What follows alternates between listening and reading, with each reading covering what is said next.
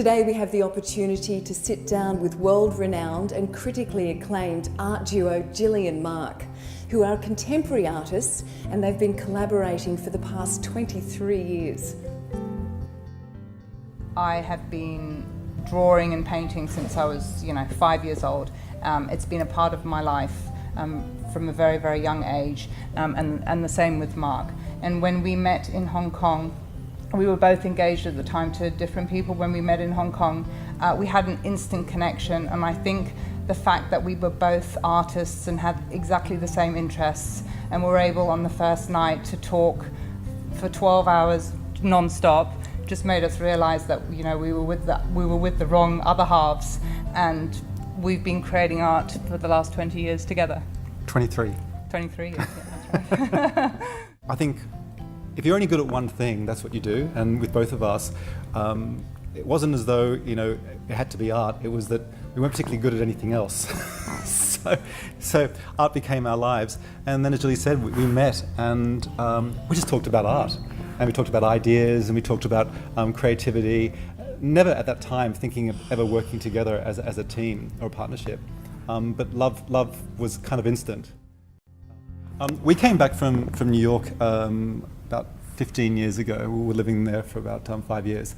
And we just noticed how interesting and what a melting pot Sydney was. But we also were quite aware that there was a bit of a racist undertone in Sydney.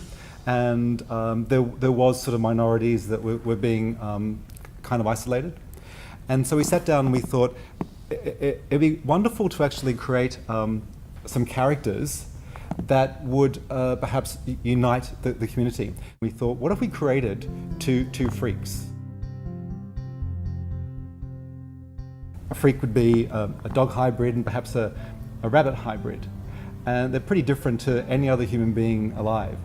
But what if we could actually make them wonderful and friendly and humorous and compassionate? And what if down the track everybody said these characters are unique, and they are something to celebrate, and they are something to be part of?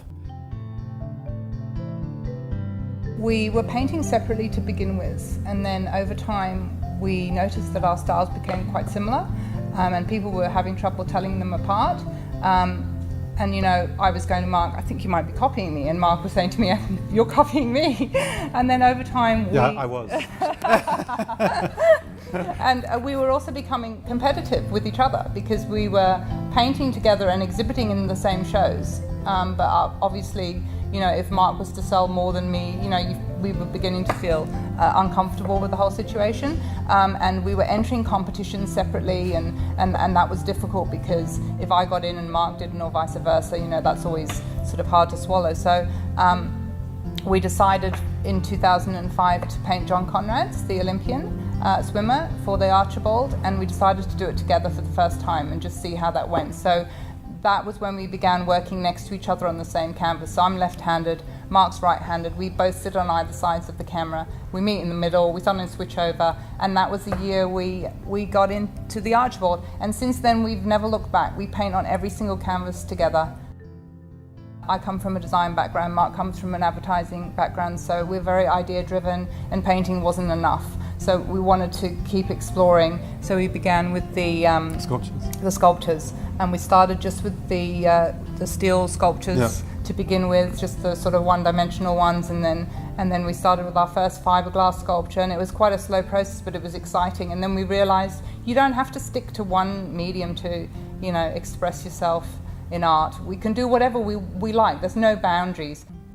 I think working together as a team, again, is somewhat unique. And it's interesting because we have a lot of artist friends, and they say to us, it's quite lonely being an artist. You're in your own sort of headspace, and you have to keep going inside yourself to go, what am I thinking, what's next? We're with each other all the time, and you play off each other, and you push each other, and you motivate each other, and you encourage each other. And you have downs, but the other person's there to pick you up. And when you are too extreme, the other person's there to sort of go, hang on, this is a bit too much. And every day I learn something new, and and Marc will too, and then we'll share it, and it's just, we're on the same path, and it's a good thing. We love having a message in our art. we love the fact that there are a lot of issues, and as artists, we're able to address those, and if we can change people's opinions or make them see the world differently or question what is, that's just such a wonderful bonus. We did an amazing project with the Australian Red Cross Blood Service, I think it was in 2006, where we interviewed 12 people that were waiting for an organ. So they were basically dying, and they were waiting for their organ, and it was all about creating awareness for Organ Donation Week. And we travelled all over the country to interview them and sketch them, and then we would paint them with their dream once they had received their organ. So for instance, the lady that was waiting for the lung transplant, she said her dream was to run. So we painted her holding her runners. And then there was another man that was waiting for a kidney, and he said his dream was to dance again. So we painted him dancing. Every single day we get feedback, and we get confirmation of what we're doing, and we're able to talk to people and talk to other artists. And so social media is like transformed how we're able to interact with people, and again, just being inspired again. Well, the feedback that we get from most people, in fact, on a daily basis, is that they've seen a painting or they've seen a sculpture, and then they say to us, it just made me smile. We're doing a large project at the moment where we're making 6 life-size sculptures, and Gillie and I have always been really interested in how we as a society interact with celebrities. So we're creating some iconic celebrities and then placing a hybrid connotation to them. And we're re-looking at a life-size Michael Jackson, who we're huge fans of. Pamela Anderson from Baywatch. I mean, what an incredible image. I love Arnold Schwarzenegger. You know, I think he's just absolutely amazing. But I got into him when he was a bodybuilder and in Pumping Iron. So we recreated a classic pose from Pumping Iron, and we've put a huge stag head on him. So what we did is we chose heads that we thought represented them as people, but maybe just the more quiet parts of their character that maybe we didn't know. We also placed the hybrid heads on them as well to make them more approachable and more friendly and not so intimidating, because celebrities are so intimidating. And that's what it is. There are no rules. You can do whatever you want to do. You can do sculpture, you can travel, you can paint your face, you can make films, and the possibilities are endless.